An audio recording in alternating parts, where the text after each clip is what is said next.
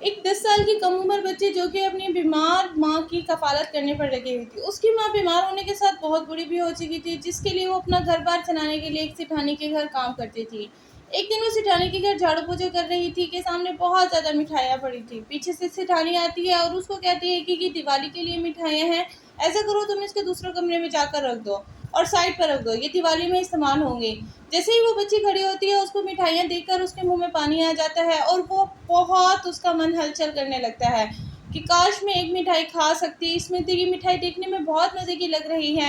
ये कहकर वो उसमें से एक मिठाई उठाती है और वो खाने के लिए सोच लेती है। वो बाहर देखती है, सेठानी जी बाहर काम में मसरूफ़ होती है।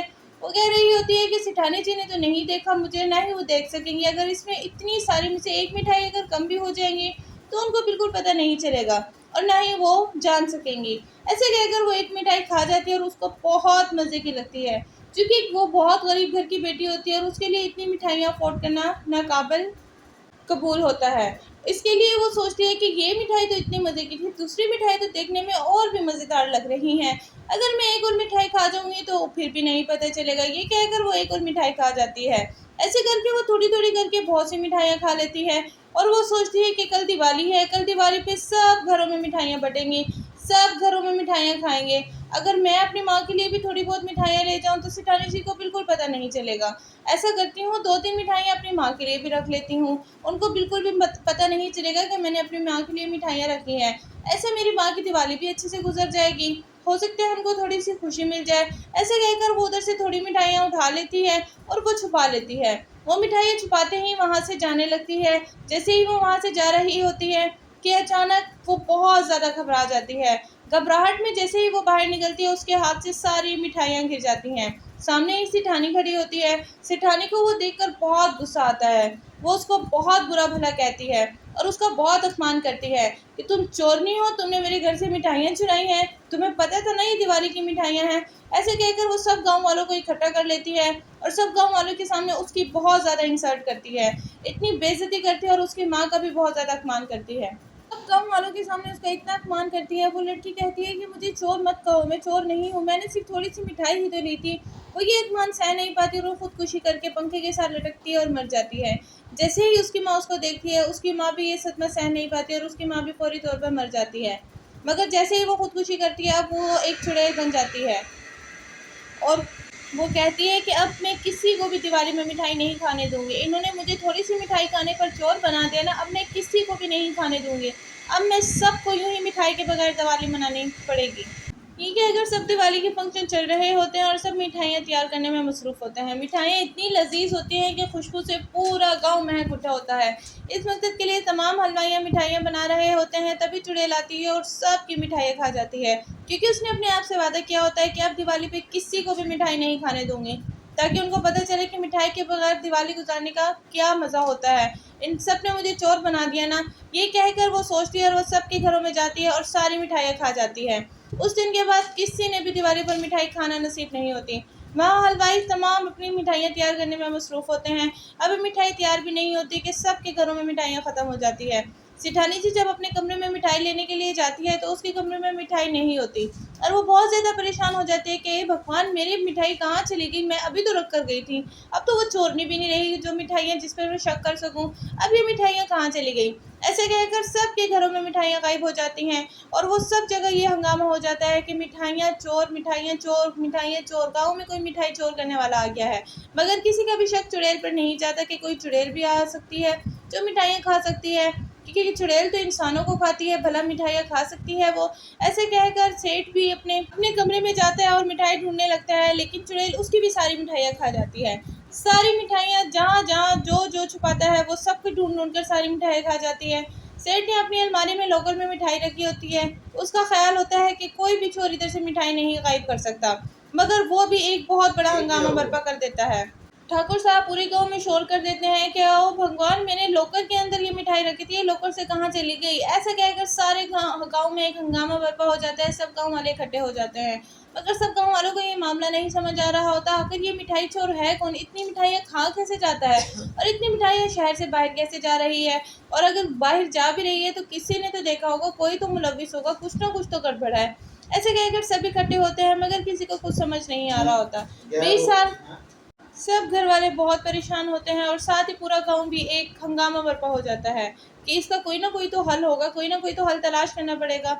इतने में ठाकुर साहब और ठुकरानी साहिबा भी आ जाती हैं। सब इकट्ठे खड़े होते हैं मगर कोई भी हल तलाश नहीं कर पाता और ना ही किसी को इस मसले का हल पता चलता है कि आखिर वजह क्या है जो इतनी मिठाइयाँ गांव से गायब हो रही हैं। चलो एक घर में मिठाई गायब हो जाती है, ये हर वक्त हर रोज़ ये तो ऐसा नहीं होता।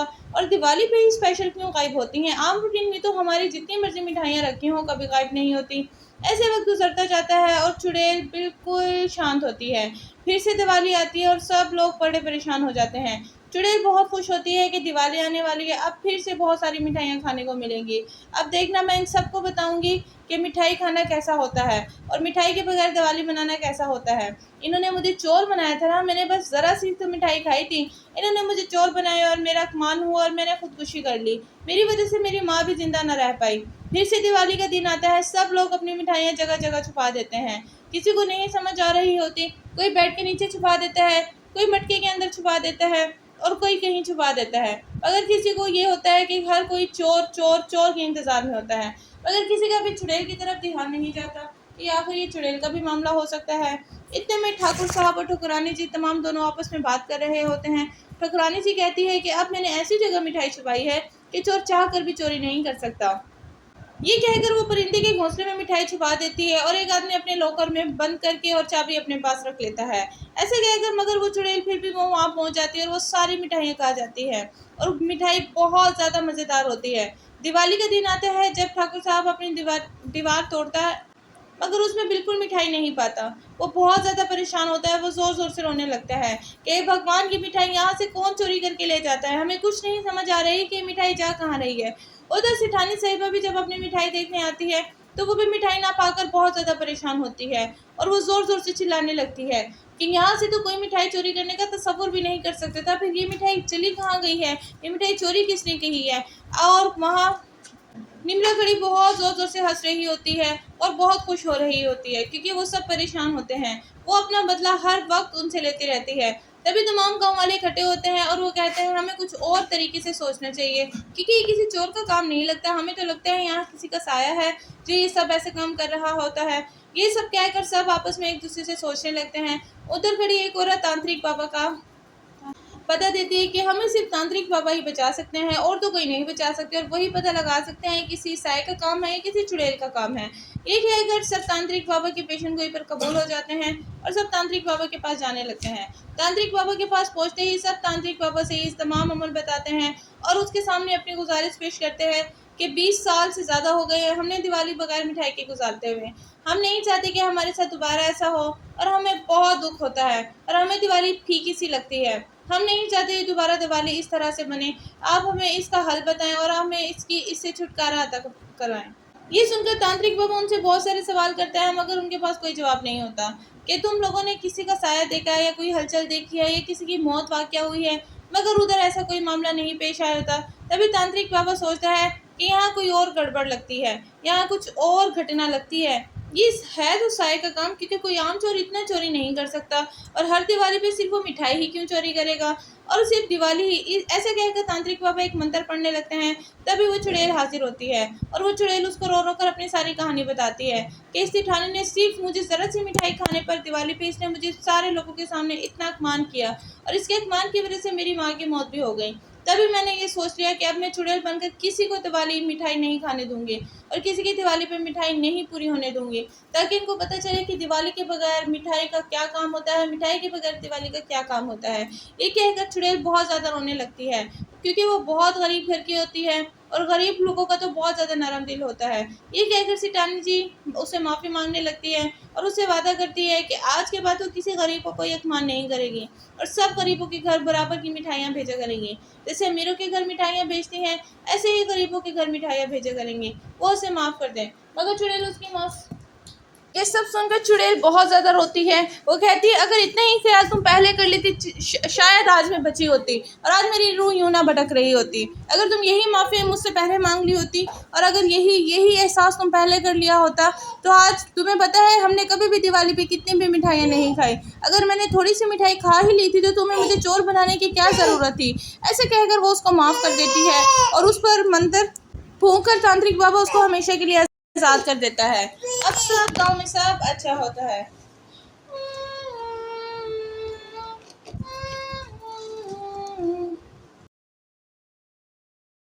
गाँव में रहने आया था। वो शहर से पढ़कर बहुत छोटे गांव में रहने आया था और वो एक वीडियो रिकॉर्डिंग करता था। इसको वीडियोस बनाने का बहुत शौक था। एक दिन वो सो रहा होता है कि उसका वीडियो कैमरा ऑन रह जाता है। तभी उसको बहुत डरावना ख्वाब आता है। डरावना ख्वाब जैसे ही आता है वो उठकर खड़ा हो जाता है और उसको ये अजीब सा मंजर लगता है। वो कहता है ये सब कुछ मुझे इतना अजीब क्यों लग रहा है, इतना डरावना ख्वाब। ऐसे सोचकर वो उसको इग्नोर करता है और वो वीडियो रिकॉर्ड करने लगता है। उसको वीडियो रिकॉर्ड करने का बहुत शौक होता है। एक दिन वो वीडियो रिकॉर्ड कर रहा होता है कि अचानक से घड़ी खुद ब खुद चलने लगती है। घड़ी चलते ही ऐसा लगता है कि जैसे कोई साया उसका इंतज़ार कर रहा हो या कोई साया उसके पीछे पड़ा हो। वो बहुत ज़्यादा खौफज़दा हो जाता है, लेकिन वो उसको इग्नोर करता है। वो कहते हैं अगर कोई भी हलचल हुई तो वीडियो में तो ज़रूर आएगा। ऐसे कहकर वो वीडियो बनाने लगता है और उसको ज़ोर से फुसफुसाने की आवाज़ें आने लगती हैं। वो बहुत ज़्यादा घबरा जाता है, वो बहुत ज़्यादा डर जाता है। ऐसे जैसे ही एक दिन वो वहाँ से गुजर रहा होता है कि उसके सामने उसकी बहुत खूबसूरत सी बहन आ जाती है। वो बहन उसको सख्ती से मना करती है कि भाईजान आज के बाद आपने रात में इस तरह गलियों में नहीं घूमना। यहाँ की गलियाँ बहुत शापित हैं और यहाँ कहा जाता है कि यहाँ बहुत बुरा साया मंडराता है, जिसकी वजह से तमाम लोग यहाँ बाहर आने से मना करते हैं। आप ऐसा कीजिएगा, आप आज के बाद एहतियात कीजिएगा। अब तो मैं अपने ससुराल जा रही हूँ और मैं आप पे नज़र तो नहीं रख सकती। अब मम्मी पापा तो हैं नहीं जो आप पे नज़र रख सकें। अब आपको खुद अपना ख्याल रखना है, ठीक है? और आज के बाद मैं आपको ना देखूँ। आप मेरे प्यारे भैया हैं ना, आप मेरी बात का मान रखेंगे, मैं यकीन करती हूँ। मगर उसका भाई क्योंकि बहुत बड़े शहर से पढ़ा लिखा होता है, वो उसकी बातें बिल्कुल कार्टूनों की तरह रियलाइज़ करता है कि ये तो एक बेवकूफ़ी है। भला भूत तो नहीं होता, ना ही भूत नाम की कोई चीज़ होती। ये कैसी बातें कर रही है, ये बेवकूफ़ हो चुकी है। ये सुनकर वो चला जाता है। वो ये सब बातें सुनता है और वो वहाँ से चल पड़ता है। उसको अपना ही साया बहुत बुरा नज़र आने लगता है और वो बहुत ज़्यादा खौफज़दा हो जाता है। अचानक उसको अपनी बहन की सारी बातें सच लग रही होती हैं। उस इन्वेस्टिगेशन के लिए वो अपनी छत पर आता है और छत पर कभी कोई नहीं आया होता और छत पर खून से लिखा होता है अब तुम नहीं बचोगे। वो बहुत ज़्यादा खौफज़दा हो जाता है, मगर वो दिल ही दिल में सोचता है हो सकता है किसी बच्चे की साजिश भी हो सकती है, या कोई चाल भी हो सकती है, कोई शरारत भी हो सकती है, कुछ भी हो सकता है। मुझे इससे क्या फ़र्क पड़ता है और मैं इतना क्यों सोच रहा हूँ इस बारे में। मैं अपने क्यों ना असाइनमेंट पे वर्क करूँ, जिस मकसद के लिए मैं गांव में आया हूँ इतना बड़ा शहर छोड़कर। ऐसे कहकर पूरी हवाएं तेज़ हो जाती हैं और इतनी खौफनाक इतनी तेज़ हवाएं चलती हैं। वो डर कर अचानक से नीचे चला जाता है। जैसे ही वो नीचे जाता है दरवाज़ा खुला होता है और वो कैमरा में रिकॉर्डिंग शुरू कर देता है। जैसे ही वो कैमरे में रिकॉर्डिंग शुरू करता है उसको बहुत बहुत बहुत अजीब बातें लगने लगती हैं। वो कहता है इस कमरे में मुझे भला क्या नज़र आ सकता है। अगर मुझे कुछ जानना है तो मुझे थोड़ा सा मुश्किल स्टेप उठाना पड़ेगा। मुश्किल स्टेप उठाने के लिए वो वहाँ से निकल जाता है और वो वहाँ की गलियों में रिकॉर्डिंग करने लगता है। जैसे ही वो रिकॉर्डिंग करने के लिए जाता है तो उसको बहुत अजीब नज़रें नज़र आती हैं। ऐसा लगता है जैसे कोई उसका पीछा कर रहा हो या उसके पीछे खड़ा हो।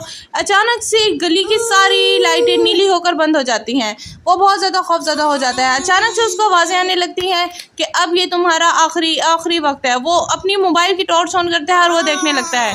जैसे ही वो मोबाइल की टॉर्च ऑन करता है तेज़ हवाएं चलने लगती है। जैसी हवाएं उसकी छत पर चल रही थी बिल्कुल वैसी हूबहू हवाएं चल रही होती हैं। उसको अचानक से एक बहुत भयानक शक्ल नज़र आती है। भयानक शक्ल नज़र आते ही वो कहता है अब तुमने मुझे देख लिया ना, अब तुम बिल्कुल मेरे जैसे हो जाओगे, अब तुम बिल्कुल मेरी तरह बन जाओगे। अब देखना मैं तुम्हारा क्या हाल करता हूँ। ऐसे कहकर वो ज़ोर ज़ोर से हंसने लगता है और वो उधर ही बहुत खड़ा खड़ा सहम जाता है। वो कहता है मैंने तुम्हारा क्या बिगाड़ा है, तुम मेरे साथ ऐसे क्यों कर रहे हो। वो बोलता है बिगाड़ा तो किसी न किसी का कुछ नहीं होता। ऐसे कहते ही वो दीवार में गायब हो जाता है। तभी वो लड़का उधर बैठा होता है और वो बहुत ज़्यादा परेशान होता है। वो सोचता है क्यों ना मैं इधर से भाग जाऊँ, भागने का तो यही रास्ता है। उधर अजीब अजीब हरकतें होने लगती हैं, पानी की जगह खून टपकने लगता है, मगर वो बहुत बहुत बहुत ज़्यादा खौफज़दा होता है। एक दिन वो वहाँ से गुजर रहा होता है कि उसको बूढ़ा बाबा सामने नज़र आता है। वो बूढ़े बाबे को तमाम मामलात बताता है। बूढ़ा बाबा उसको एक कहानी बता रहा होता है। वो कहता है कि इधर एक बहुत बहुत बहुत जालिम इंसान रहता था जो कि बहुत अमीर था। कोई भी उसके खिलाफ आवाज़ उठाने की गलती नहीं करता था। आवाज़ ना उठाने की वजह से वो बच्चों को पकड़ता था और बच्चों के साथ बहुत बुरा अपमान करता था। वो बच्चों को जानवरों की शक्ल देना चाहता था, जिसके लिए उसने एक बच्चे को उठाया। ऐसे में तो बहुत ज़्यादा बच्चों की मौतें वाक़ हुई थी, मगर एक बच्चा जिसकी जो बहुत ज़्यादा मशहूर है कि उसकी रूह कभी शांत नहीं हुई, और वो लोगों का यूं ही कत्ल करता है जैसे, और वो एकदम से गायब हो जाता है। वो बच्चा बहुत ज़्यादा चिल्लाता था, रोता था और चीखता था, धाड़े मारता था, मगर उसकी कोई मदद को नहीं जाता था, ना ही उसकी कोई मदद करता था। उस दिन के बाद उसने ठान ली कि वो जो भी उसको देखेगा वो उसको मार डालेगा। ये सुनते ही वो आदमी उधर से जाने की प्लानिंग करता है। जैसे ही वो जा रहा होता है, उसने अपना टेची केस उठाया होता है कि उसको अचानक से अंधेरा हो जाता है और उसके मोबाइल में अजीब सी हलचल होती है। शीशे पे लिखा होता है कि अब ये तुम्हारी आखिरी रात होगी। वो बहुत ज़्यादा खौफज़दा हो जाता है, उसको नहीं समझ आ रही होती कि वो क्या करे। अचानक से दरवाज़ा खुला होता है और उसकी मौत वाक़या हो जाती है। उस दिन के बाद कोई भी गली नंबर 15 में और 51 नंबर मकान मालिक में आने की गलती नहीं करता। मकान नंबर 51 में वो बंदा वहाँ मर जाता है और किसी को उसका नहीं पता चलता कि इसके मरने की क्या वजह है। उसमें आखिरी रिकॉर्डिंग लोग उसकी मोबाइल में देख रहे होते हैं, जिसमें वो खुद से अपनी बातें कर रहा होता है और वो कह रहा होता है कि ये मेरी आखिरी रात होगी और मैं अपने आप को खुद मार रहा हूँ, किसी का कोई कसूर नहीं है। उस दिन के बाद उधर कोई आने की गलती नहीं करता और उसका दरवाज़ा हमेशा के लिए खुला रह जाता है। तमाम लोग उधर बहुत बहुत बहुत खौफज़दा हो जाते हैं, किसी को नहीं समझ आ रही होती कि क्या मामला है। उधर ही एक नौजवान इंसान आता है, जिसको एक बूढ़ा आदमी मना कर देता है कि आप इधर जाने की गलती मत करना, ऐसी जगहों पर बहुत ज़्यादा सेफ रहते हैं और तुम कहीं और मकान ले लो, तुमने ज़रूरी ही मौत के मुंह में मकान लेना है। वो लड़का उसकी बात समझ आता है और वो मकान लेने से इनकार कर देता है। वो बूढ़ा बाप उसके लिए सारी सारी सारी उम्र की बातें बताता है कि ये बहुत खौफज़दा मकान है और 51 नंबर मकान में कोई जाने की गलती नहीं करता, क्योंकि यहाँ जो भी जाता है वहाँ सिर्फ मौत ही होती है।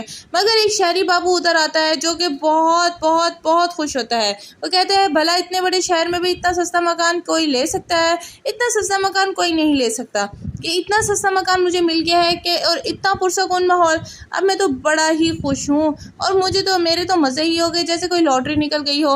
ऐसे कहकर वो मकान के अंदर जाता है और वो ज़ोर ज़ोर से हंसने लगता है और इतना पुरसकून और इतना साफ़ सुथरा मकान देखकर वो बहुत ज़्यादा खुश होता है। जैसे ही वो अंदर जाता है, वो अपने शूज़ उतारता है और वो बेड पे आराम से लेट जाता है। जैसे ही वो लेटता है, उसको बहुत बहुत बहुत अजीब हरकतें नज़र आती हैं। एकदम से तो वो दंग रह जाता है। वो कहता है ये आते ही मेरे साथ क्या होने लग गया है और मुझे ये इतनी अजीब हरकतें क्यों नज़र आ रही हैं? हो सकता है कि वाकई इधर कुछ हो, और इतने सस्ते में मकान भला कौन मिलता है? वो दीवार पे हाथ लगाता है। दीवार पे डस्ट की जगह बहुत बहुत बहुत गर्माइश होती है। दीवार इतनी गर्म होती है कि उसका हाथ लगाते ही उसकी उंगलियां जल जाती हैं। एक दिन वो रात में सो रहा होता है कि उसी तरह दीवार पर खून से लिखा होता है कि अब ये तुम्हारी भी आखिरी रात होगी। वो बहुत ज़्यादा डर जाता है। उसको पहले ही भूत प्रेत से बहुत ज़्यादा खौफ आता है। वो कहते हैं भगवान, ये तो मुझे कोई भूतों का मामला लगता है। मैं भी सोचूं भला इतने कम पैसों में कौन मकान देता है। ये कहकर वो वहाँ से चल पड़ता है और वो कैमरा लगा देता है। वो कहता है कि हो सकता है कोई मुझे यहाँ से भगाना चाह रहा हो ताकि वो इतने कम पैसों में इधर आके रह जाए। वो इधर कैमरा फोकस कर देता है और वो सो जाता है कि अगर कोई भी हुआ तो इस कैमरे में आ जाएगा और मैं उसकी चोरी को पकड़ लूँगा और मैं उसको पुलिस के हवाले कर दूँगा। ऐसे कहकर वो कैमरा उधर ओके करता है और वो वहाँ सो जाता है। जैसे ही वो वहाँ सोता है तो उसके ऊपर एक भयानक शक्ल का लड़का आता है जो कि नहीं समझ आ रही होती कि कौन है। वो बहुत ज़्यादा हंस रहा होता है और उसका मजाक उड़ा रहा होता है कि अब ये तुम्हारी आखिरी रात होगी। अचानक से उसकी आँख खुलती है और देखता है कि उसका कैमरा बुरी तरह सड़कर बिल्कुल जल जाता है और उसमें चिंगारियाँ निकल रही होती हैं। वो बहुत ज़्यादा घबरा जाता है कि किसकी शरारत हो सकती है और ये कौन मेरे साथ ऐसी शरारतें कर रहा है और ये कौन मेरे साथ ऐसी हरकतें कर रहा है। कैमरे में इतना भयानक मंजर होता है कि उसको नहीं समझ आ रही होती कि वो क्या हरकत करे और ये ऐसा क्यों हो रहा है। ये तुम्हारी आखिरी रात होगी, अब तुम्हें नहीं छोड़ूंगा, अब तुम्हें नहीं छोड़ूंगा। जैसे मैं मारा हूँ ऐसे ही तुम्हें मारूंगा, जैसे ही मैं तड़प तड़प के मरा हूँ ऐसे ही तुम तड़प तड़प के मरोगे। देखना मैं तुम्हारा क्या हाल करता हूँ। ऐसे सुनकर वो लड़का दंग रह जाता है। उसको इसका कोई हल नहीं सूझ रहा होता कि आखिर इसके हल की कोई तो वजह होगी। अचानक से ब्लैंक स्क्रीन पर खुद ब खुद एक बहुत भयानक शब्द में बहुत भयानक बात लिखी होती है कि अब तुम्हारी आखिरी रात होगी। वो गलियों में निकलता है और उसको नहीं समझ आ रही होती कि वो क्या करे। वो रिकॉर्डिंग करने लगता है कि अचानक से बहुत ज़्यादा फुसफुसाने की आवाज़ें आ रही होती है और फिर से वो दोबारा रिकॉर्डिंग चल पड़ती है और उसको नहीं पता होता है कि रिकॉर्डिंग क्यों चल रही है और वो चलने लगता है और उसको नहीं समझ आ रही होती। वो तेज़ी से भागता है मगर उसके भागने का कोई असर नहीं होता और वो वहीं गिरकर मर जाता है। सबको नहीं समझ आ रही होती कि ये मौतों की क्या वजह है। अब उस घर में कोई भी गलती से जाने की कोशिश नहीं करता।